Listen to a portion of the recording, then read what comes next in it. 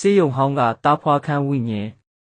မိုးတဲထန်စွာရွာနေတဲ့ညတညပေါ့သူနာပြုဆရာမလေးတီတာတယောက်မျိုးနယ်ဆေးရုံဟောင်းကြီးရဲ့တားဖွားဆောင်မှာညကျူတီကျနေပါတယ်ဒီဆေးရုံကြီးကကိုလိုနီခေတ်ကလေးကတိစောက်ထားတဲ့အဆောက်အဦဖြစ်ပြီးအုတ်နီခဲရောင်နေရံတွေမြင့်မားတဲ့မျက်နှာချက်တွေနဲ့အတော်လေးဟောင်းလန်းနေပါပြီ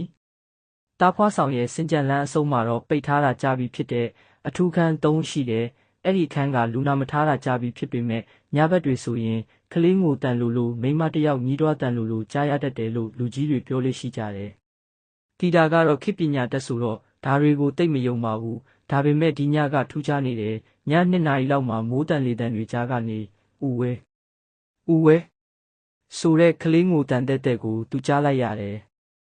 အတန်ကလူနာခန်းတွေဘက်ကမဟုတ်ပဲစင်ကြံလန်းဆုံးကပိတ်ထားတဲ့အထူးခန်း3စီကလာနေတာပါတီတာလည်းစိတ်ထဲမှာထင်သွားပေမဲ့တာဝန်ရဓမီလေးကိုကင်ပြီးအဲ့ဒီအခန်းဘက်ကိုရှောက်သွားခဲ့တယ်အခန်းရှိရောက်တော့တကားကစိတ်ထားယုံလေးဖြစ်နေတာကိုတွေးလိုက်ရတယ်တီတာကတကားကိုအသာလေးတွန်းဖွင့်လိုက်တော့ဟောင်းနှွမ်းနေတဲ့တန်ကရင်ပုံမှာအမျိုးသမီးတယောက်ကြောပေးပြီးထိုင်နေတာကိုတွေးလိုက်ရတဲ့သပင်တွေကဖားလျားကျနေပြီးကိုယ်ပေါ်မှာတော့ဆေးရုံကလူနာဝတ်စုံအစိမ်းရောင်ကိုဝတ်ထားတဲ့ထူးခြားတာကအဲ့ဒီအမျိုးသမီးကလက်ထဲမှာအဝတ်ထုတ်လေးတစ်ခုကိုပိုက်ပြီးရိမ့်ထိုးနေတာပါတိတ်အိပ်ပျော်ပါစေတော့ငါသားလေးတိုးညင်းပြီးအေးဆက်တဲ့တိတ်တေးတန်ကအခန်းထဲမှာပဲ့တင်ထက်နေတဲ့တီတာကြက်သီးတွေတဖြန်းဖြန်းထားလာတယ်အမဒီအခန်းကပိတ်ထားတာလေဘသူမို့လို့လဲဟင်လို့တီတာကအာတင်မီမေးလိုက်တယ်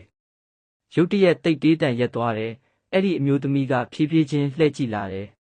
တီတာဓမီအလင်းရောင်အောက်မှာမြင်လိုက်ရတဲ့မြင်ကွင်းကြောင့်အော်တောင်မအော်နိုင်တော့ပါဘူးအမျိုးသမီးရဲ့မျက်နှာကဖြူဆုပ်ပြီးမျက်ကွင်းတွေကမင်းနဲ့နေတယ်ပါးစပ်ကနေသွေးတွေစီးကျနေပြီးသူမပိုက်ထားတဲ့အဝတ်ထုတ်ထဲမှာကလေးမရှိပဲသွေးတန်ရဲ့အသားတုံးကြီးတစ်ခုသာရှိနေတာပါ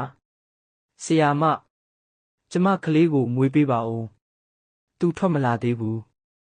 ဟာ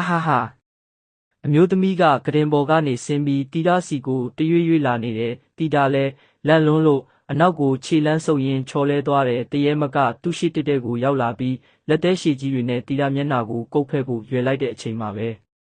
ဒုံမိုးကြိုးပြစ်တန်အကျယ်ကြီးကြောင့်မီးတွေပြန်လင်းလာပြီးတီတာသတိလစ်သွားခဲ့တယ်မနက်မိုးလင်းတော့တခြားဆရာမတွေကတီတာကိုအခန်း3ရှေ့မှာမေးလဲနေတာကိုတွေးကြတယ်တီတာသတိရလာပြီးဖြစ်ကြောင်းကုံစင်ပြောပြတော့မှဆေးရုံအုပ်ကြီးကတက်ပြင်းချပြီးပြောပြတယ်လွန်ခဲ့တဲ့10 နှစ်လောက်ကအဲ့ဒီအခန်းမှာကိုဝင်စိတ်တက်ပြီးဆုံးသွားတဲ့လူနာတယောက်ရှိခဲ့ဘူးတယ်ကလေးကဗိုက်ထဲမှာတင်အသက်မရှိတော့လို့ခွဲထုတ်ရမယ့်အချိန်မှာပဲအမေပါဆုံးသွားတာသူ့ဝိညာဉ်ကသူတေမှန်းမသိပဲကလေးမွေးဖို့စောင့်နေတော့မဲထင်ပါတယ်ကွယ်